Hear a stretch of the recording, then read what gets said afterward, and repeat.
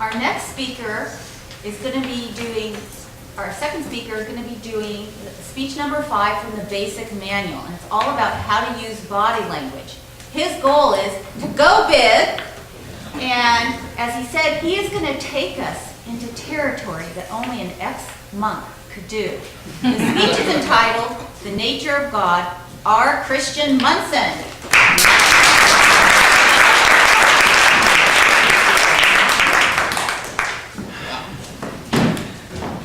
The world.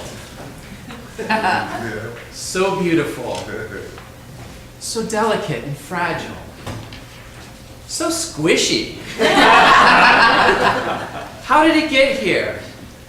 Where did it come from?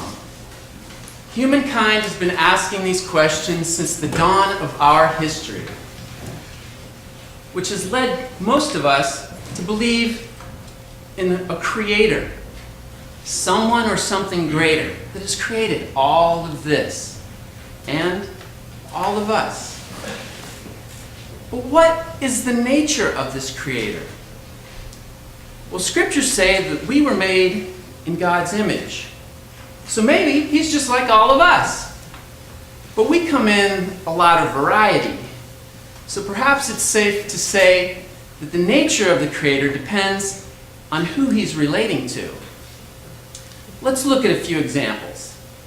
We'll start with the atheist. There is no God.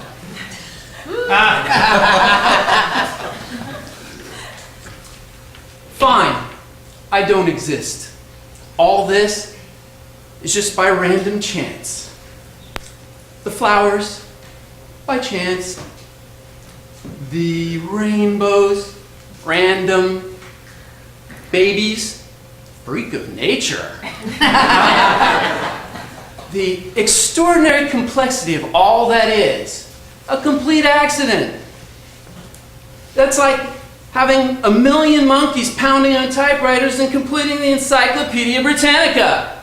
Okay. Well, how about this for random chance? Earthquake!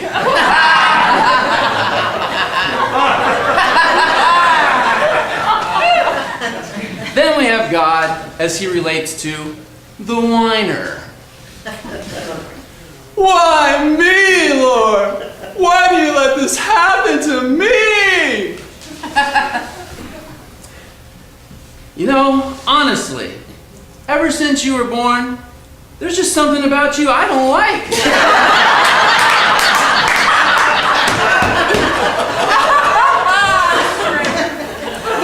Now, some people relate to a vengeful God. You know, one that's always looking for what you've done wrong. This God goes something like, whoa, caught you eating with your mouth open.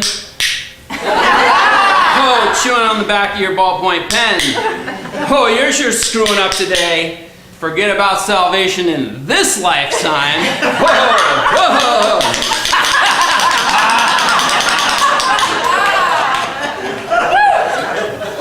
Now, some of us do a few things wrong, but we are okay about it because we worship a God of flexible accounting. This is one who sees life as a balance sheet between over here, all the things you've done wrong, and on this side, what it's going to cost you to stay in good standing. This goes something like, let's see. 20 rolling stops at the stop sign, cursing at the children in public. Ooh, you bought your wife a vacuum cleaner for Christmas? That's gonna cost you. Let's see what it comes out to. $5,286.72, 406 Hail Marys, and weekly attendance at your children's PTA meetings for the duration of their high school career. Oh. Gee, Lord, do you think if I give you a little more money we could forget about those PTA meetings?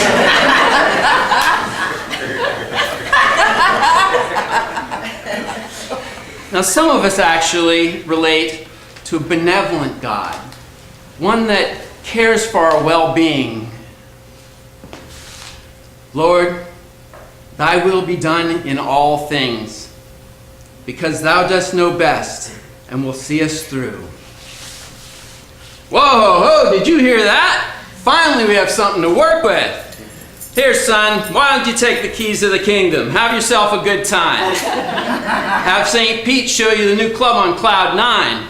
2 thumbs up. Oh yeah, and don't forget, lock up when you're done. We don't want any of that other riffraff trying to break in.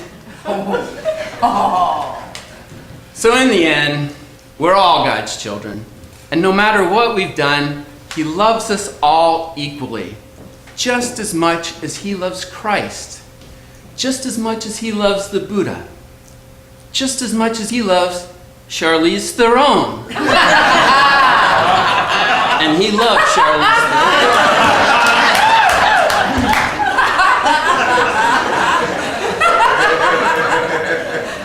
The beauty of it all is that the nature of God is our choice.